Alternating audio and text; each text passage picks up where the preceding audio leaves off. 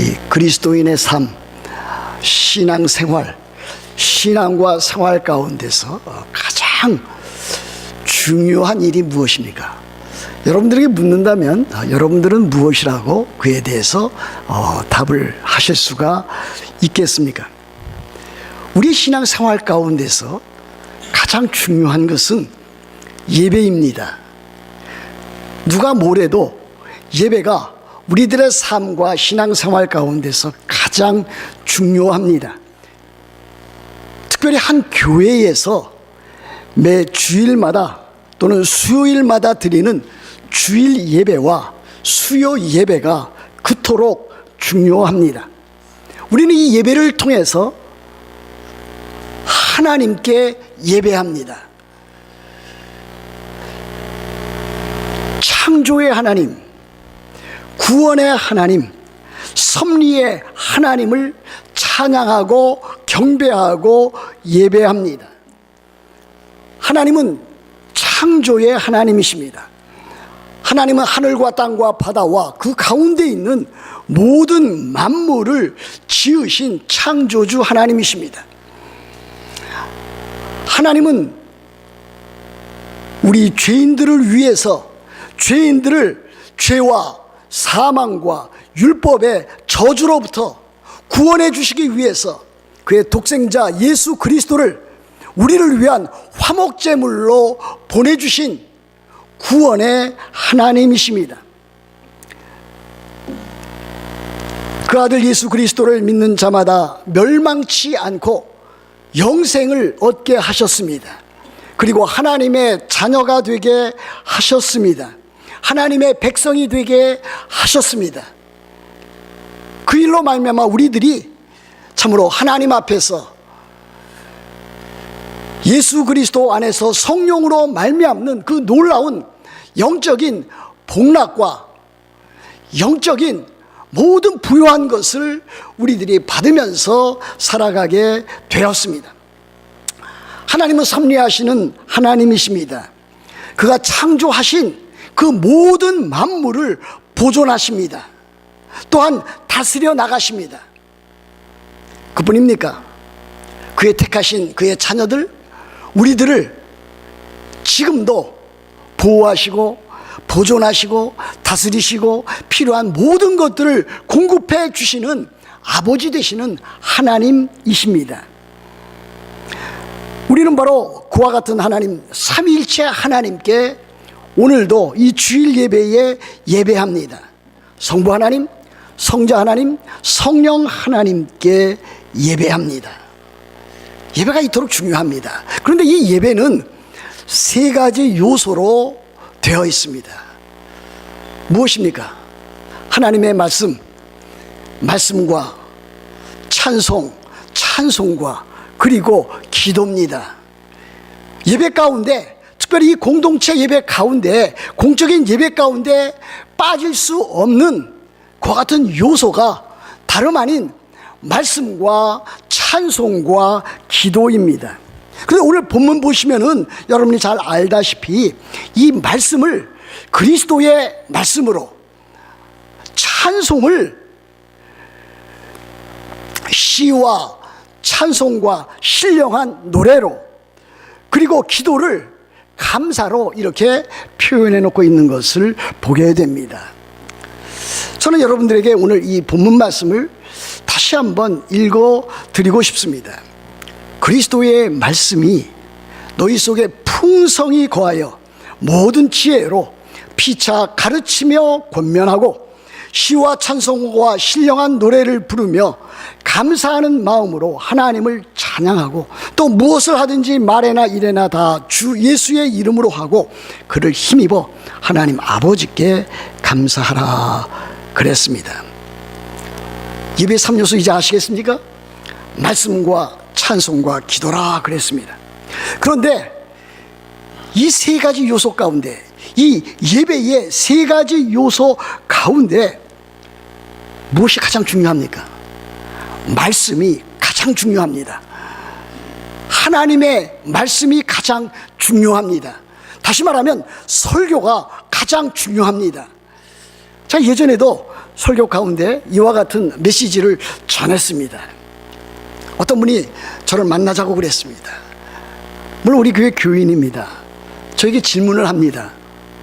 목사님, 어떻게 해서 예배 가운데 설교가 가장 중요하다고 말씀하십니까? 예배라고 하는 것은 하나님께 드리는 것 아닙니까? 하나님께 드리는 찬양, 경배, 기도, 이와 같은 것들이 중요한 것 아닙니까? 적어도 하나님의 말씀과 이 찬양이 동등한 비중으로 그렇게 알려져야 되지 않겠습니까? 그렇게 저에게 질문하는 그와 같은 분을 만났습니다. 저는 충분히 이해한다고 그랬습니다. 충분히 이해할 만합니다. 예배는 하나님께 드리는 것입니다. 하나님의 영광과 하나님의 하신 일들을 나타내는 것입니다. 그래서 찬송이 중요하고 기도가 중요하다고 하는 그분의 강조를 저는 10분 이해하고 또 그대로 받습니다. 그럼에도 불구하고 하나님의 말씀 설교가 그보다도 중요하다, 여러분들에게 말씀을 드립니다. 그거 왜 그렇습니까? 찬양 역시 하나님의 말씀에, 성경에 기초에 있어야만 합니다.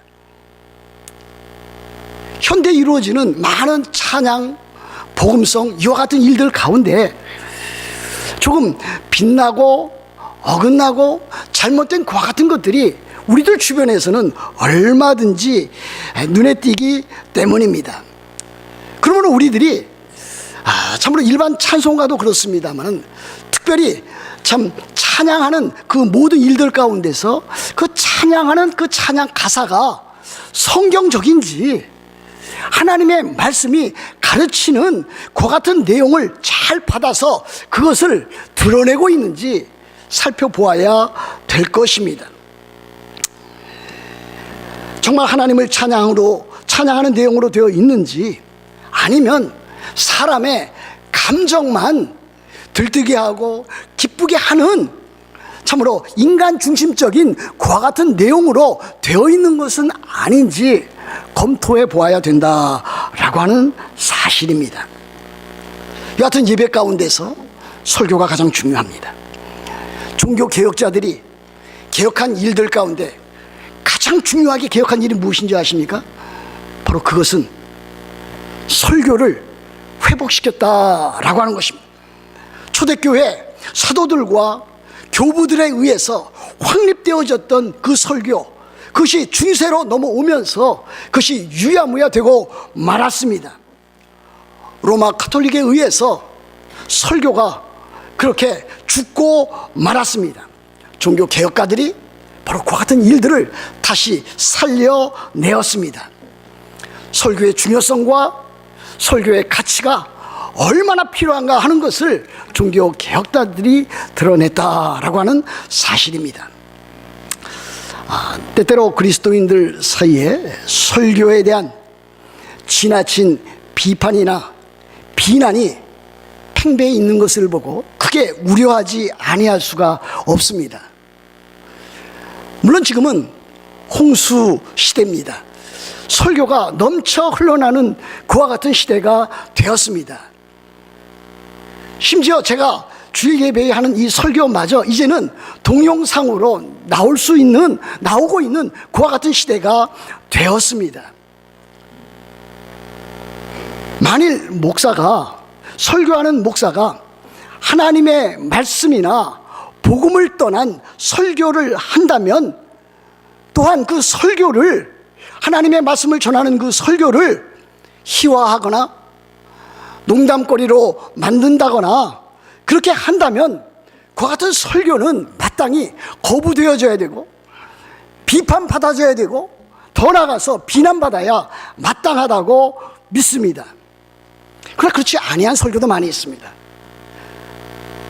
하나님의 말씀, 복음을 신실하게 증거하고 전파하려는 그와 같은 목사와 설교가 있습니다.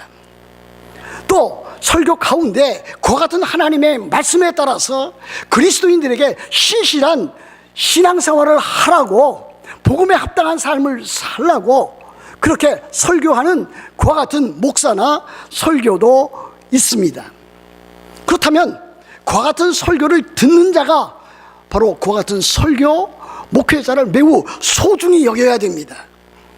근데 요즘 하도 많은 설교가, 하도 많은 목사가 나와 있기 때문에 그와 같은 일들이 참으로 잘 드러나고 나타나지 아니하는 시대가 되었습니다.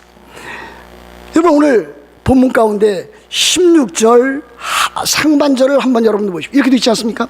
그리스도의 말씀이 너희 속에 풍성히 거하여 모든 지혜로 피차 가르치며 권면하고 그랬습니다. 이 그리스도의 말씀이 나옵니다. 그리스도의 말씀, 여러분 어떻게 생각이 되십니까? 그리스도의 말씀은 그리스도께서 하신 말씀이 될 수도 있고, 그리스도에 대한, 그리스도에 관한 말씀도 될 수가 있습니다. 사실 사복음서, 마태복음, 마가복음, 누가복음, 요한복음, 사복음서를 보면 우리 주님께서 지상생활 해 나가시는 동안에 많은 이적과 교훈을 베푸시는 가운데 직접 행하신, 직접 말씀하신 그리스도의 말씀이 들어 있습니다. 그래서 우리들은 그리스도의 말씀이라 할 수가 있겠습니다. 그러나 성경에는 그리스도께서 하신 말씀 있지만 또 한편으로는 그리스도에 대한 말씀도 있습니다. 구약 성경도 있고 신약 성경에도 있습니다. 구약 성경은 예수 그리스도에 대한 예언입니다. 창세부터 말라기까지 예수 그리스도에 대한 그 말씀, 그 예언이 참으로 면면히 찾아볼 수가 있습니다. 신약 성경은 예수 그리스도의 그 예언에 대한 성취입니다. 사복음서뿐만이 아니라 서신서, 또 역사서라고 할 수 있는 사도행전, 또 예언서라고 할 수 있는 요한계시록, 거기에도 예수 그리스도에 대한, 예수 그리스도에 관한 그와 같은 메시지의 말씀이 얼마나 많이 들어있는지 알 수가 없습니다.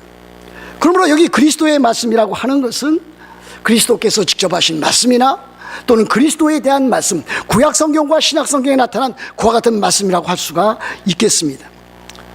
저는 좀 더 이것을 확대해서 말씀드리겠습니다. 이 그리스도의 말씀은 곧 하나님의 말씀, 구약 성경과 신약 성경이다. 저는 그렇게도 여러분들에게 말씀드릴 수 있겠습니다. 그러므로 우리들은 예배 가운데 바로 이 그리스도의 말씀, 하나님의 말씀을 우리들은 듣고 받고 그 말씀 가운데 우리들은 거해야 될 것입니다. 우리들은 이 말씀을 우리 자신, 우리 개인에게 그 말씀이 풍성히 거할 수 있도록 해야 될 것입니다. 그럼 우리들 자신뿐만이 아니라 우리들 교회 내에 있는 이 공동체, 우리 뉴욕 만나교회 성도들 모두가 그 말씀 가운데 참으로 풍성히 거해야 된다고 하는 것을 오늘 말씀이 가르쳐 보여주고 있지 않습니까? 더 나아가서 모든 지혜로 피차 가르치며 권면하고 그랬습니다. 우리들이 하나님의 말씀을 읽고 배웁니다. 또 우리들이 예배를 통해서 하나님의 말씀, 그리스도의 말씀을 듣고 배웁니다. 그 배운 말씀을 우리들은 어떻게 해야 되는 것입니까? 피차 서로 가르치며 권면하며, 목사와 교우들 사이에, 교우와 교우 사이에 서로 피차 교제하면서 가르치며 권면하는 일들이 필요하다라고 하는 것을 우리들에게 보여주고 있습니다. 그러므로 우리들은 예배를 마친 후에 성도 사이에 교제할 때에 말씀 중심으로 교제를 합니다. 말씀을 따라서 우리들은 서로 가르치며 권면합니다. 위로하고 서로 세워져 나갑니다. 이와 같은 일들이 우리들에게 필요합니다. 여러분, 교회에서 행하는 여러 가지 많은 일들이 있지 않습니까? 예배뿐만이 아니라 교제하고 봉사도 합니다. 또 그뿐입니까? 또 여러 가지 모양의 참 회의도 우리들이 해 나가고 있습니다. 당회가 있는 교회는 당회를 열어야 됩니다. 규모가 있는 교회는 재직회나 공동의회도 열어나갑니다. 남녀 성교회가 있습니다. 또 각 부서마다 또 회의를 해 나갈 수 있습니다. 그것이 필요하다고 믿는 사람입니다. 저는 그와 같은 바탕에서 성장해 왔습니다. 그런데 우리들이 왜 회의를 하고 왜 우리들이 그와 같은 모임을 갖는 것입니까? 때에 따라서 우리들은 그와 같은 당회라든지 제주회라든지 공동의회라든지 각 부서 모임 가운데 회의를 하면서 그 목적과 그 이유를 알지 못하고 그냥 참으로 주어진 것이기 때문에 해나갈 경우가 많이 있는 것을 보게 됩니다. 그렇게 하는 이유는 그것을 통해서 하나님의 말씀을 교회 생활 가운데서 삶 가운데서 더 잘 적용하고 실천에 옮겨 나가기 원하는 것이기 때문입니다. 어떻게 하면 더 하나님께 큰 영광을 돌려드리는 예배를 드릴 수 있을까? 어떻게 하면 성도들 사이에 더 아름답고 복된 사랑의 교제를 나눌 수 있을까? 서로 권면하고 위로하는 그와 같은 교회를 이룰 수 있을까? 진리와 사랑의 공동체를 어떻게 이룰 수 있을까? 또 그것을 바탕으로 해서 어떻게 선교하는, 구제하고 전도하고 해외 선교하는 그와 같은 교회가 될 수 있을까? 그와 같은 일들을 위해서 우리들이 회의하는 것입니다. 또 그리고 교회에서 봉사하고 있습니다.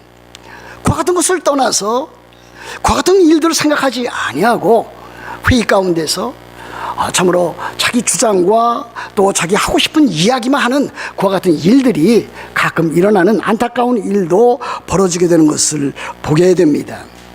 오늘 여기 성경에 있는 대로 그리스도의 말씀이 우리들 자신과 우리들 가운데 풍성히 거하면 우리들은 피차 가르치며 권면하는 이와 같은 아름답고 복된 사랑의 공동체를 이루어 나갈 수가 있겠습니다. 그리스도의 말씀이 풍성히 거하여 그랬습니다.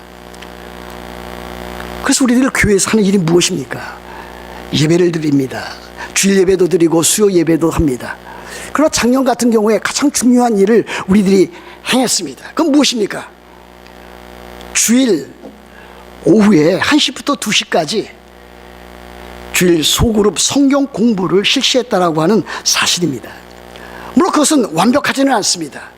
그러나 우리들이 1년 가까이 그와 같은 일을 행함으로 인해서 하나님의 말씀이 얼마나 소중한 것인가, 하나님의 말씀을 서로 나누는 일이 얼마나 필요한 것인가, 그 일을 통해서 서로 형편과 처지를 헤아려 가면서 위에서 기도하는 일이 얼마나 필요한 것인가 라고 하는 것을 우리들은 절실히 깨달았던 것입니다. 금년 2017년도에도 우리들은 그 같은 일들을 실시할 것입니다. 2월 둘째 주일부터 우리들은 1시부터 2시까지 성경 공부를 갖게 될 것입니다. 그 일을 위해서 리더 모임, 조장과 부조장을 선별해서 지금 훈련하는 과정이 있습니다. 그 같은 일에 모든 성도들이 다 함께 참여해야 됩니다. 여러분, 개인적으로 신앙생활에 나갈 수 있습니다. 그러나 그것은 부족합니다. 그래서 우리들이 함께 모여서 예배하는 것입니다. 개인적인 예배 있는 곳곳에서 예배할 수 있습니다. 가정 예배 있을 수 있습니다. 중요합니다. 그러나 이와 같은 공동체적인 예배가 그 일보다 더욱더 중요합니다. 이와 같은 예배를 통해서 우리들은 더 나아가서 하나님의 말씀을 우리들이 배워나가는 그 같은 일들을 우리들은 해나갑니다. 얼마나 소중한 일이 되지 아니하겠습니까? 그 일을 통해서 우리들은 하나님의 말씀을 배우는 것이고, 그 말씀을 우리들은 서로 나누는 것이고, 나누면서 서로 격려하고 세워주며 서로 가르치는 일들을 계속해 나갑니다. 그래서 우리들은 그리스도의 말씀, 하나님의 말씀, 그것을 배우고 적용하는 일이 얼마나 중요한가 하는 것을 알게 됩니다. 두 번째, 그 예배 요소는 무엇입니까? 그것은 찬송입니다. 오늘 본문은 이와 같은 찬송을 세 가지로 구분하고 있지 않습니까? 어떻게 되어 있습니까? 시와 찬송과 신령한 노래를 부르며 그랬습니다. 그리고 감사하는 마음으로 하나님을 찬양하고, 이 찬송하는 일에 세 가지 시와 찬송과 신령한 노래라 그랬습니다. 여기서 시라고 하는 것은 다름 아닌 시편을 말합니다. 여러분, 시편 알고 계시잖아요? 시편은 5권으로 되어 있고 그것은 150편으로 구성되어져 있습니다. 그런데 이 시편이 구약시대뿐만이 아니라 신약시대에도 교회가 형성되면서 그 교회에서 시편을 가지고 하나님 앞에 찬양하고 하나님 앞에 예배를 드렸습니다. 종교개혁 시대에도 마찬가지였습니다. 종교개혁가들 마틴 루터라든지 또 존 캘빈이라든지 이와 같은 분들은 다름 아닌 시편에 있는 그와 같은 것들을 참으로 찬송으로 만들어서 회중 가운데 예배 가운데 예배하게 하였습니다. 지금도 개혁교회를 지향하는 그 교회들에서는 이 시편 찬송가를 사용하고 있는 교회들이 있습니다. 지금 한국 교회에서는 그와 같은 교회들이 점차 늘고 있다고 하는 그와 같은 기사를 제가 본 적이 있습니다. 우리 뉴욕 만나 교회에서도 이제 이 시편 찬송가를 찬양대나 또 찬양팀 가운데서 선별해서 부를 수 있는 그와 같은 기회를 가졌으면 어떨까 하는 그와 같은 생각을 해봅니다. 기존에 있었던 시편 찬송가도 있고 지금도 새로 개편해서 시편 찬송가를 만든다고 하는 그와 같은 내용도 제가 들은 적이 있습니다. 그 다음에 나와 있는 것이 무엇입니까? 찬송이라 그랬습니다. 초대교회에서 시편 찬송가뿐만이 아니라 시편뿐만이 아니라 찬송도 또 찬양했다라고 하는 것을 말합니다. 이 찬송은 무엇일까? 이것은 초대교회 성도들이 예수 그리스도의 말씀이라든지 또 사도들로부터 전승되어져 있는 그 말씀, 그것이 물론 우리 성경에 기록되어져 있습니다만은 그와 같은 일들, 또 그리고 그 당시에 신앙 고백으로서 나와 있는 그와 같은 것들을 성경에도 그와 같은 모습이 나와 있는 데가 있습니다만은 그와 같은 것들을 정말로 일반 성도들이, 이 초대교회 성도들이 바로 하나님 앞에 찬양하는, 찬송하는 내용으로 삼았다라고 하는 사실입니다. 그런데 또 한 가지 뭐가 있습니까? 신령한 노래라 그랬습니다. 물론 이 신령한 노래라고 하는 것은 그 앞에 나와 있는 시와 찬송을 가리킨다고도 할 수가 있습니다. 그러나 조금 더 폭넓게 말을 할 수 있다면은 영적으로 성령의 감동을 받은 그와 같은 분들이 신령한 노래를 작사하고 작곡해서 이제 부르게 된 그와 같은 참 복음적인 성경적인 그와 같은 찬송이 아닐까 생각을 해보게 됩니다. 지금으로 말하면 참으로 귀한 찬송가나 복음송이 이에 해당하지 않겠습니까? 그러므로 우리들도 할 수만 있다면 예배 시간, 또 예배 시간 그 외에도 하나님을 찬양하는 그와 같은 찬송, 또 그 복음송, 아주 성경적이고 또 건전한 내용을 지닌 그 복음송을 우리들이 가까이 하면서 그것을 부르고 그와 같은 것을 듣는 삶을 우리들이 가져야 될 줄로 믿습니다. 그와 같은 일들을 해 나갈 때에 또한 감사하는 마음으로 그와 같은 하나님을 찬양하라 그랬습니다. 세 번째 요소가 있습니다. 예배 세 번째 요소는 무엇이라고 그랬습니까? 기도라 말씀을 드렸습니다. 그런데 오늘 이 본문 가운데는 기도라고 하는 것이 예배의 3요소 가운데 하나로 명시되어 있지는 않습니다. 오히려 감사하라 그랬습니다. 감사하는 것은 사실 기도의 내용에 포함되어집니다. 여러분 그렇지 않습니까? 우리들이 기도할 때는 여러 가지 모양, 여러 가지 내용을 그 안에 담고 있습니다. 그래서 예전부터 우리들에게 내려오는 아주 중요한 영어로 된 약자가 있습니다. 사도행전을 뜻하는 ACTS입니다. A는 무엇입니까? Adoration, 찬양하는 것을 말합니다. 하나님께 대한 찬양. C는 무엇입니까? Confession, 회개입니다. T는 무엇이 되겠습니까? Thanksgiving, 감사. S는 무엇입니까? Supplication, 간구입니다. 이 기도라고 하는 것을 X라고 표현했을 때에 바로 그와 같은 내용이 담겨져 있는데, 기도하는 내용 가운데 거기에 감사라고 하는 말이 들어있는 것을 우리들은 참으로 귀하게 여겨야 될 것입니다. 하나님 앞에 우리들이 나아갈 때에, 기도하고 간구하러 나아갈 때에 우리들은 감사하면서 하나님 앞에 나아가야 됩니다. 그래서 빌립보서 4장 6절과 7절에서 사도 바울은 이렇게 권면하고 있습니다. 아무것도 염려하지 말고 다만 모든 일에 기도와 간구로 너희 구할 것을 감사함으로 하나님께 아뢰라. 그리하면 모든 지각에 뛰어난 하나님의 평강이 그리스도 예수 안에서 너희 마음과 생각을 지키시리라 그랬습니다. 여러분, 우리들이 기도합니다.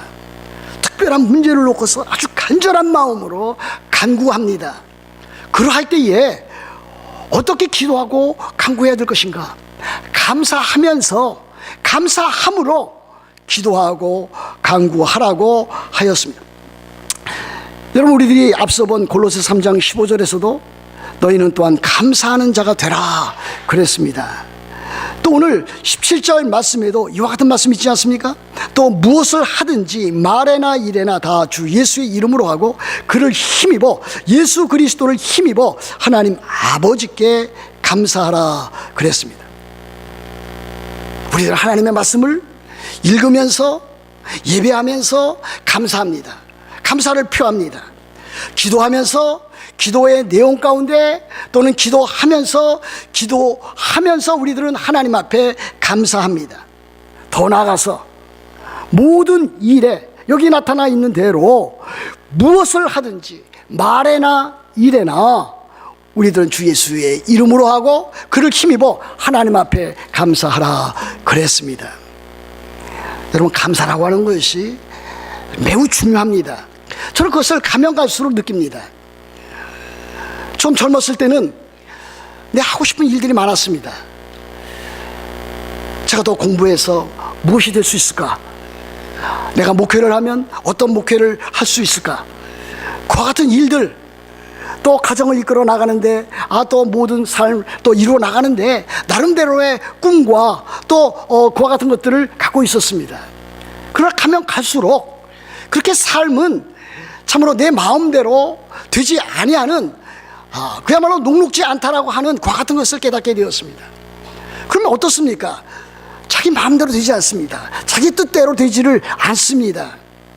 하나님 앞에 마음의 무릎을 꿇고 겸손하게 주 앞에 나가는 방법밖에 없습니다. 기도하는 방법밖에 없습니다. 그런데 그 기도할 때에 감사함으로 나아가는 일이 얼마나 소중한가 하는 것을 깨닫습니다. 여러분이나 저나 우리들 자신의 삶을 한번 살펴보아야 할 것입니다. 우리들에게 정말 감사가 참 없는 그와 같은 시대가 되었습니다. 한 가정에서도 그렇고 직장에서도 그렇고 교회에서도 그렇습니다. 감사가 없으니까 어떻습니까? 짜증만 납니다. 짜증만 냅니다. 또 모든 일에, 대부분 모든 일에 불평합니다. 비판합니다. 비난합니다. 물론 정당한 비판이나 비난은 필요하다고 저도 믿고 있습니다.